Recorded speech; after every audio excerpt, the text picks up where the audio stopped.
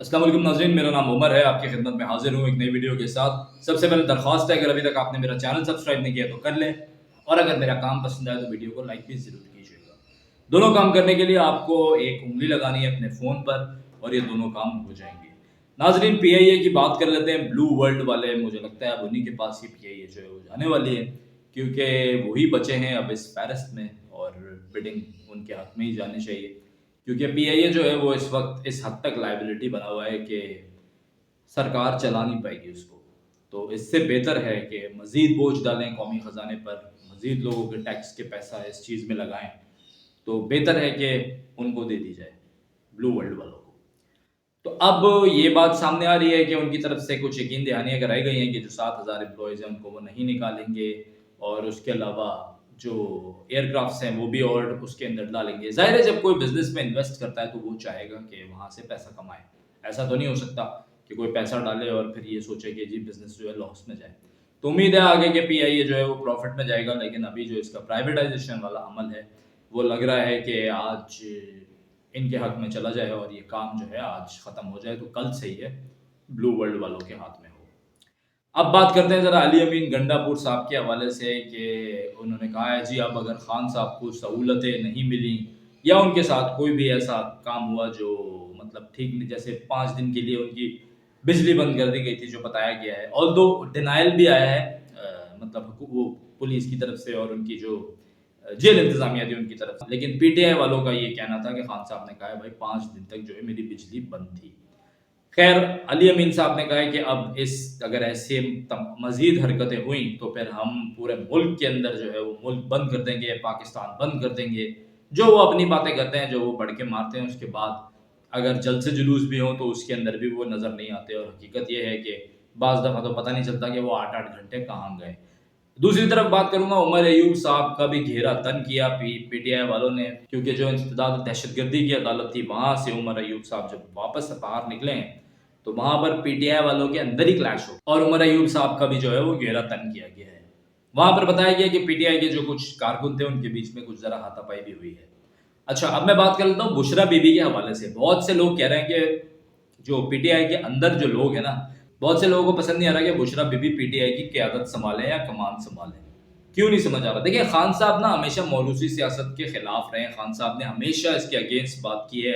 नून league हो या peoples party हो, इनका जो एक नैरेटिव था खान साहब ने जो बिल्ड किया था कि ये मौरूसी सियासत करते हैं, इनके बाद इनके बच्चे, उनके बाद उनके बच्चे, ये वाली जो जनरेशन, इस तरीके की इनका सीन चलता है जनरेशंस वाला। लेकिन मैं मौरूसी सियासत नहीं करता, मेरे कोई मतलब घर में सियासतदान नहीं है, और मैं खुद, मेरे बाद भी मेरे कोई बच्चे-वच्चे इसके अंदर इन्वॉल्व नहीं है। तो अब जब उनकी वाइफ कमान सँभालेंगी तो मैं समझता हूँ ज़ाहिर है इसके ऊपर काफ़ी ऑब्जेक्शंस तो आने हैं। दूसरी तरफ बुशरा बीबी भी पार्टी की आदत से कुछ नाला हैं। वो कहती हैं कि इन लोगों ने कोशिश नहीं करी खान साहब को छुड़ाने की, और उस तरीके से रोल प्ले नहीं किया जैसे इनको करना चाहिए था गवर्नमेंट पे प्रेशर डालने। तो ये चीज़ें तो एक साइड पे चली रही हैं, उसके साथ-साथ दूसरी तरफ पलड़ा आ रहा है अलीमा खान साहिबा, जो खान साहब की बहन है, उनकी तरफ। अब कहा जा रहा है कि कुछ लोग जो बुशरा बीबी की सपोर्ट में है वो अलीमा खान साहिबा को नहीं पसंद कर रहा है, जो अलीमा खान साहिबा की सपोर्ट में है बुशरा बीबी को नहीं पसंद कर रहा है। तो दोनों तरफ जो है ये चीज़ अभी चल रही है। आप अगर देखें तो जब अलीमा खान साहिबा जेल में थी तो पार्टी की कोई आला क़यादत उनसे मिलने नहीं गई। ये जो अगर सीएम है अली अमीन गंडापुर, मैं मुझे नहीं पता, अगर आप में से किसी को पता हो तो आप लोग यहाँ मेंशन करें। मेरे इल्म में नहीं है कि ये मिलने गए खान साहब की सिस्टर से। तो इन तमाम चीज़ों से वाज़ेह पोज़ीशन पता चलती है कि कौन किसकी तरफ है। तो अब आगे देखते हैं कि पीटीआई के अंदर फ्रैक्शंस होते हैं या पीटीआई की कमान किसी एक इंसान के पास जाती है, या खान साहब, जैसे प्रेडिक्ट किया जा रहा है कि नवंबर जो है वो खान साहब की रिहाई का महीना होगा। तो देखते हैं कि ऐसा होगा या इसके अंदर अभी क्या कहानी में ट्विस्ट बाकी है। अच्छा, अब मैं बात करूँगा डोनाल्ड ट्रंप की, क्योंकि डोनाल्ड ट्रंप साहब की जो इलेक्शन में जीत है ना, उसको खान साहब से बड़ा मंसूब किया जा रहा है। कहा जा रहा है कि अगर डोनाल्ड ट्रंप जीत गए तो खान साहब को ज़रूर छुड़वा देंगे।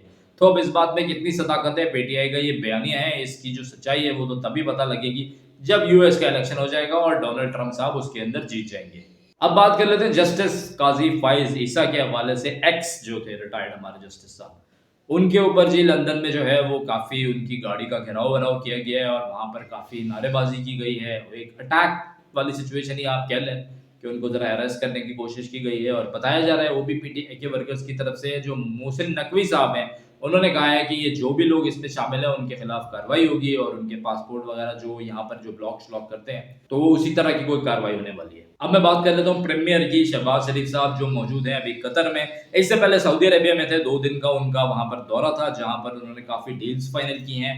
जो 2.8 बिलियन पर डील चली गई है, जो पहले 2.2 उन्होंने कहा था सऊदीज ने देने का, अब उन्होंने पैसे बढ़ा दिए हैं। अच्छा, ये डील्स किस मत में हो रही हैं? ये जाहिर है जो उनके प्रोजेक्ट्स हैं यहाँ पर, जैसे वो रिकॉर्डिंग के अंदर इन्वेस्ट करना चाह रहे थे या वो चाह रहे थे कि कोई एयरपोर्ट्स वगैरह एक्वायर करें, जो ये मतलब आउटसोर्स कर रहे थे एयरपोर्ट, और किया भी है उन्होंने एक्वायर। तो इन चीज़ों की मद में ये डील्स ऐसे होती हैं, प्रोजेक्ट्स के ऊपर पैसा आता है। क्योंकि बहुत से लोगों को ये बात क्लियर नहीं होती, तो मैंने इसलिए सोचा कि ये पॉइंट यहाँ क्लियर कर दूँ। अच्छा नाज़रीन, जो इमरान खान साहब का मैटर है, जो अमेरिका से भी ये खबर आई थी कि वहाँ पर जो लॉ मेकर्स हैं उन्होंने एक ख़त पे साइन करके जो बाइडन को दिए हैं और कहा गया है कि जी वो खान साहब की खैरियत के साथ साथ उनकी जो एग्जिट है उसको मेक श्योर करें कि मतलब उनको खैरियत के साथ साथ जेल से रिहा कर दिया जाए।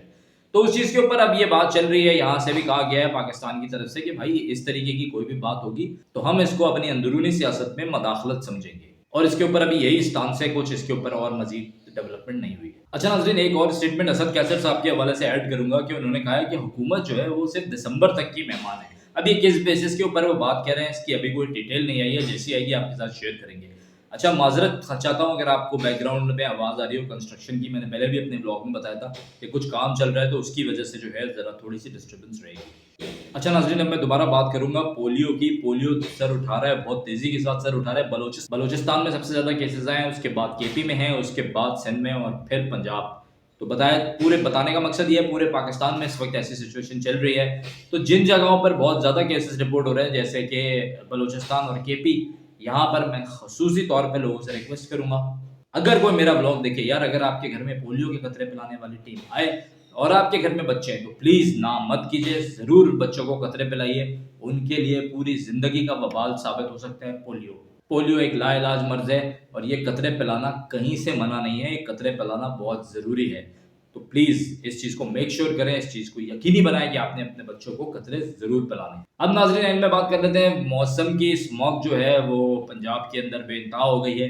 सीएम जो है वो स्टैंड ले रही है, उन्होंने कहा है कि बराबर से जो हमारा पड़ोसी है भारत, वहाँ से जो है उनको एक इस पे बायलैटरल करना पड़ेगा, बातचीत हो इसके ऊपर कि ये जो मौसम की तब्दीली है और मौसम की वजह, क्योंकि स्टेटमेंट ये आ रही है कि बहुत वहाँ पर फसलें जलाई जाती हैं हमारे पड़ोस में, तो वहाँ से भी जो ये स्मोक का आना काफ़ी ज़्यादा, क्योंकि जाहिर है वो एक ही हवा चल रही है। लाहौर के अंदर इस वक्त सांस लेना दुश्वार है और मोस्ट पोल्यूटेड सिटीज़ की जो लिस्ट है उसके अंदर 2nd नंबर पर लाहौर चला गया, पहले नंबर पर भी रहा है, 2nd नंबर पर चला गया। कराची भी 8 नंबर पर है। कराची के अंदर भी ये चीज़ है कि आप मतलब अगर बाहर जाएँ तो आपको फील होगा मतलब कि सांस लेना। और कराची में तो मुझे अभी ये भी नहीं समझ आ रहा यार कि अक्टूबर खत्म हो गया, आज 31 अक्टूबर है, कल 1 नवंबर है, सर्दी का भाई नामो निशान नहीं है। इतनी ज़्यादा गर्मी हो रही है कि आप अंदाज़ा नहीं कर सकते, जो अगर पंजाब की साइड के लोग देख रहे होंगे, क्योंकि मैंने ये सुना है अभी कि पंजाब के अंदर जो है थोड़ी सी खुनकी ज़रा शुरू हो गई है, लेकिन यहाँ तो भाई लग रहा है पता नहीं शायद गर्मियों को हम दोबारा वेलकम कर रहे हैं। खैर, तो स्मॉग के अंदर अपना बहुत ज़्यादा ख्याल रखिए, मास्क को यकीनी बनाइए और कोशिश करें कि घर से बिला ज़रूरत बाहर ना निकलें। वैसे तो मेरे ख्याल में पूरे पाकिस्तान में ये चीज़ एक इम्प्लीमेंट हमें करनी चाहिए कि घर से बिला ज़रूरत बाहर ना निकलें, क्योंकि किसी जगह पे स्मॉग है, किसी जगह पे स्नैचिंग है, किसी जगह पे कुछ और है, तो भाई पता नहीं चलता कब कौन कहाँ मिल जाए। तो इससे बेहतर है कि बिला ज़रूरत बाहर निकलें ही नहीं। जैसे वो अभी जाकिर नाइक साहब ने भी अपने दौरे में कहा था ना कि मैं भी नहीं निकलता बगैर ज़रूरत घर से बाहर। तो नाज़रीन, ये थी अब तक की कुछ इंपॉर्टेंट अपडेट्स जो आपके साथ शेयर किए। उम्मीद करता हूँ आपको मेरा ब्लॉग पसंद आएगा। अगर पसंद आए चैनल को सब्सक्राइब कीजिए, वीडियो को लाइक कीजिए। 5000 सब्सक्राइबर वाला जो मेरा टारगेट है उसको कंप्लीट कराने में आपने हेल्प करनी है। अल्लाह पाकिस्तान का हामी नासिर रहे।